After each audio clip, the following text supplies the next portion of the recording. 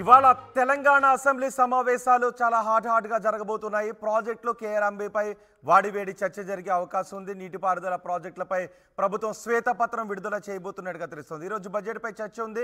అయితే అదే సమయంలో ప్రాజెక్టులపై శ్వేతపత్రాన్ని విడుదల చేయబోతోంది. ఇప్పటికే విద్యుత్ ఆర్థిక రంగంపై శ్వేతపత్రాన్ని విడుదల చేసింది ప్రభుత్వం. ఈరోజు నీటి ప్రాజెక్టులపై శ్వేతపత్రాన్ని విడుదల చేయబోతోంది. అధికార ప్రతిపక్షాల మధ్య జలక్రీడ మొదలైంది.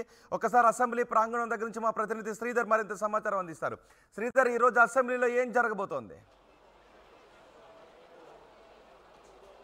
జారోహిత్ ఈరోజు జరిగేటువంటి అసెంబ్లీలో ప్రధానంగా అటు ఇరిగేషన్ పై కూడా ఒకవైపు ప్రభుత్వ వర్గం కూడా శ్వేతపత్రం విడుదల చేసే అవకాశం ఉంది. ఈ రోజు జరిగేటువంటి బడ్జెట్ పైన మొదటగా చర్చ జరుగుతుంది. దీన్ని ఒకవైపు కూడా బట్టి విక్రమార్క బడ్జెట్ పై చర్చ ప్రారంభిస్తారు. అనంతరం సభ్యులు మాట్లాడిన అనంతరం కూడా అటు మల్లు బట్టి విక్రమార్క రిప్లై ఇచ్చిన అనంతరం కూడా ఒకవైపు కూడా అటు ఇరిగేషన్ శాఖ అలాగే కాళేశ్వరంపై జరిగినటువంటి అవినీతి ఏదైతే ఉందో దానిపైన గత ప్రభుత్వం ఖర్చు పెట్టినటువంటి డబ్బులకు సంబంధించినటువంటి విషయం పైన కూడా పూర్తి స్థాయిలో అవినీతి జరిగిందని ఇప్పటికి ఒకవైపు ఆరోపిస్తున్న నేపథ్యంలో దానిపై శ్వేతపత్రం విడుదల చేసి దాన్నే ప్రధానంగా మాట్లాడి ఒకవైపు కూడా అటు ప్రతిపక్ష పార్టీని ఇరుకున పెట్టేందుకు కూడా అటు అధికార పార్టీ సిద్ధమైందని చెప్పాలి. ఇప్పటికే ఒకరిపై ఒకరు కూడా మాటల యుద్ధం అనేది మొదలైంది.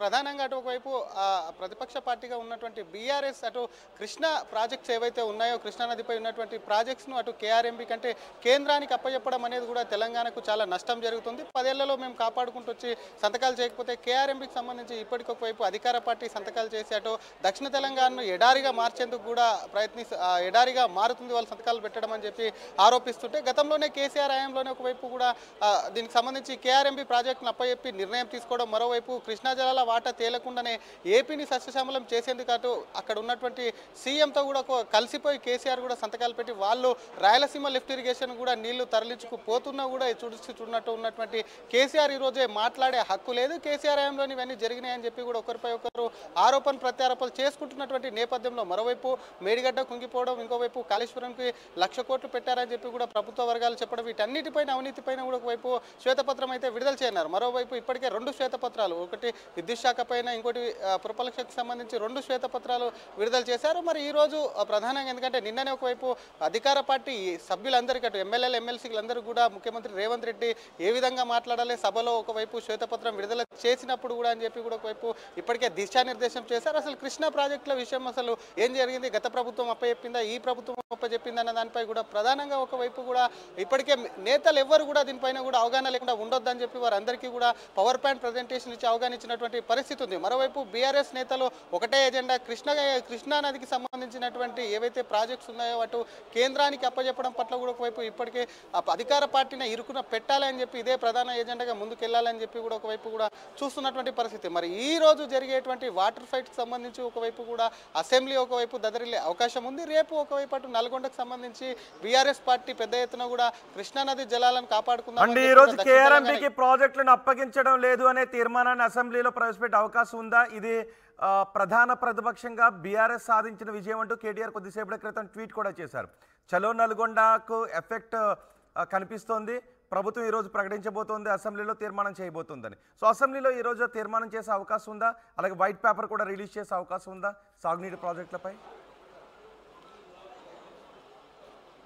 జారోహిత్ ముందు నుంచి అధికార పార్టీ చెప్తుంది ఎక్కడ కూడా కృష్ణానది జలాలకు సంబంధించి అటు కేఆర్ఎంబీకి అప్పచెప్పలేదు. గతంలో ఉన్నటువంటి వాటిని కొనసాగి ఏ విధంగా ఉన్నదని రివ్యూ మీటింగ్కి వెళ్ళామే తప్ప అక్కడ ఈఎన్సీ మురళీధర్రావు తొందరపాటు చర్యతో కూడా ఒకవైపు కూడా మాట్లాడారు కాబట్టి అధికారిపై వేటు వేశాము. గత ప్రాజెక్టుల విషయంలో కూడా ఈఎన్సీ ఉన్నారు కాబట్టి ఆయనకు సంబంధించి వేటు వేశామని చెప్పి కూడా ఇటు ప్రభుత్వ వర్గాలు చెప్తున్నటువంటి పరిస్థితి. కాబట్టి కేఆర్ఎంబీ పరిధిలోకి కృష్ణా జలాలు వెళ్ళేలా చేయలేదు. గతంలోనే అటు బీఆర్ఎస్ హయాంలోనే కృష్ణానది జలాలకు సంబంధించి ఒకవేళ కేఆర్ఎంబీకి ఇవ్వకపోతే గత 2019 గతంలో 2 కోట్ల బడ్జెట్లో ఒకవైపు కూడా కృష్ణా మెయింటెనెన్స్కు కూడా మరి ఏ విధంగా బీఆర్ఎస్ ప్రభుత్వం కూడా గతంలో ఉన్నటువంటి ప్రభుత్వం దాన్ని మెయింటెనెన్స్కు 2 కోట్లు పెట్టిందన్న దానిపై కూడా అధికార చెందినటువంటి సభ్యులు ప్రశ్నిస్తున్నటువంటి పరిస్థితి. ఈ నేపథ్యంలో అటు ఇప్పటికే మొన్న జరిగినటువంటి మీటింగ్కు హాజరయ్యి ఏ విధంగా అటు ఏపీతో ఏ విధంగా ముందుకెళ్లాలి, సామరస్యంగా ఏ విధంగా సమస్యను పరిష్కరించుకోవాలనే అంశంపైన ప్రధానంగా చర్చ జరిగింది. ఎక్కడ కూడా ప్రాజెక్టులు అప్పచెప్తూ కూడా మేము సంతకాలు చేయలేదంటూ కూడా అధికార పార్టీ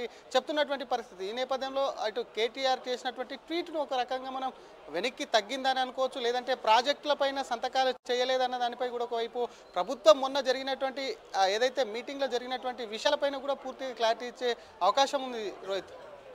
రైట్ శ్రీధర్, ఇవాళ హాట్ గా తెలంగాణ అసెంబ్లీ సమావేశాలు జరగబోతున్నాయి. ప్రాజెక్టులో కేఆర్ఎంబీపై వాడివేడి చర్చ జరగబోతోంది. అధికార ప్రతిపక్షాల మధ్య మాటల యుద్ధం జరిగే అవకాశం కూడా ఉంది. కృష్ణా జలాలపై 2 తీర్మానాలు ప్రవేశపెట్టే అవకాశం ఉంది. కేఆర్ఎంబీకి ప్రాజెక్టులు అప్పగించకుండా తీర్మానం గత ప్రభుత్వ తీరును సభలో ఎండగట్టాలి అని ప్లాన్ చేస్తోంది. కేసీఆర్ హయాంలో జరిగిన పనులే టార్గెట్గా కాంగ్రెస్ వ్యూహరచన చేస్తోంది. సాగునీటి రంగంపై శ్వేతపత్రం విడుదల చేయబోతుంది ప్రభుత్వం. ఏ స్థాయిలో అప్పులున్నాయి, అవకతవకలు ఉన్నాయి అన్న దానిపై ఆసక్తి నెలకొని ఉంది. సాగునీటి రంగంపై నిన్న ఎమ్మెల్యేలు ఎమ్మెల్సీలకు అవగాహన కార్యక్రమాన్ని చేపట్టారు. నీటి పంపకాలపై సభలో ఎలా వ్యవహరించాలో సభ్యులకు దిశానిర్దేశం కూడా చేశారు. ఓటాన్ అకౌంట్ బడ్జెట్పై అసెంబ్లీలో ఈరోజు చర్చ ఉంటుంది. సమాధానం ఇవ్వబోతున్నారు డిప్యూటీ సీఎం బట్టి విక్రమార్క. అదే సమయంలో ప్రాజెక్టులపై ఏ విధమైనటువంటి ప్రకటన చేస్తారు. ఇప్పటికే జలక్రీడ ప్రతిపక్షం అధికార పక్షం మధ్య మొదలైనట్టుగానే కనిపిస్తోంది. చలో నల్గొండ ఎఫెక్ట్ అప్పుడే కనిపిస్తోంది. ఈరోజు కేఆర్ఎంబీకి అప్పగించకుండా తీర్మానం చేయబోతున్నారు. ఇది బీఆర్ఎస్ సాధించిన మొదటి విజయం ప్రతిపక్షంగాని కేటీఆర్ కూడా ట్వీట్ చేశారు. చూద్దాం ఈరోజు సభలో ఏం జరుగుతుందో.